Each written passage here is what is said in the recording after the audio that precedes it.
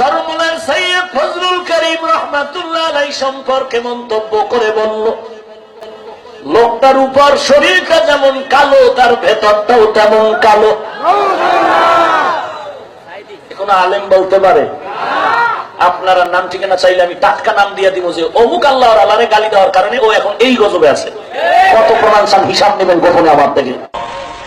বাংলাদেশ সরকারকে ধন্যবাদ জানিয়েছিলাম আমি, আপনার হৃদয়ের পরিচয় দিয়েছে।